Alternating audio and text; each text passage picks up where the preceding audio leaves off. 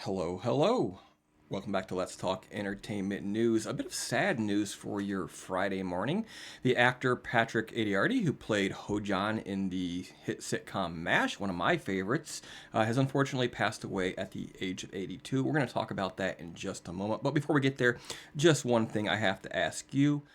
Be kind. If you're going to participate in our community, be kind.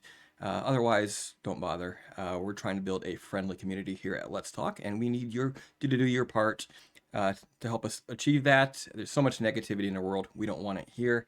Thank you very much. All right, then. Patrick Adiarte, unfortunately dead, age 82. Come on. There we go. Yeah, thanks a lot, pop-up ads. Uh, where is it? Sorry about that. Patrick Adiarte, best known for his role in season 1 of the revered 1970s comedy MASH, has died at age 82. So few of the originals from that show remain. The Daily Mail newspaper reports that Adiarte's niece confirmed the news that the actor had died of pneumonia in Los Angeles hospital. Adiarte had a successful career on stage and screen and was most familiar for his role as Ho-Jon on the pilot season of MASH, which he played between 1972 and 73. The role had been played on the big screen by Kim Atwood. Besides his role that made his face recognizable to millions of fans across the world, the actor also appeared in Bonanza, Brady Bunch, Hawaii Five-O, and Kojak. Yeah, I have fond memories of the show. I'm 43 years old, so the show was going off the air when I was born.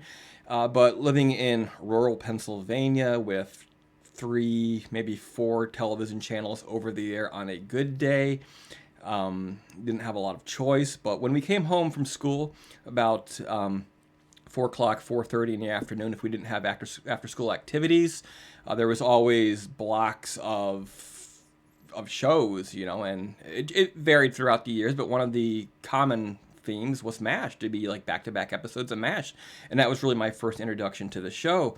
And then much later, as a teenager and on into my 20s, particularly having moved home after college for a short time, was dealing with the verbal abuses of my father, and because of that, my mother and I would just sort of chill out in my room a lot of evenings, grab a Diet Pepsi, a bag of chips, and watch DVD copies of MASH on my little 19-inch RCA television with the big tube in the back.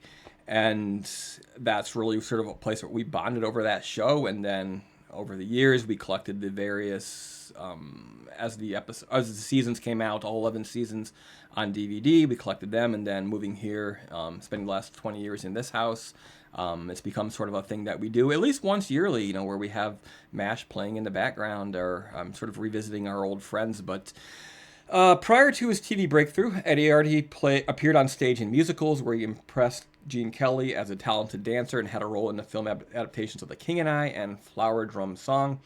He also appeared in Blake Edwards' High Time and this Cold War comedy, John Goldfarb, Please Come Home, 1965.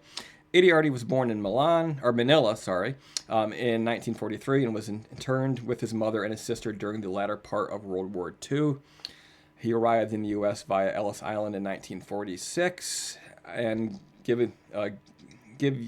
years later was dancing on Broadway, appearing as one of the royal children in the musical The King and I. He later played the Crown Prince in the film of the same name.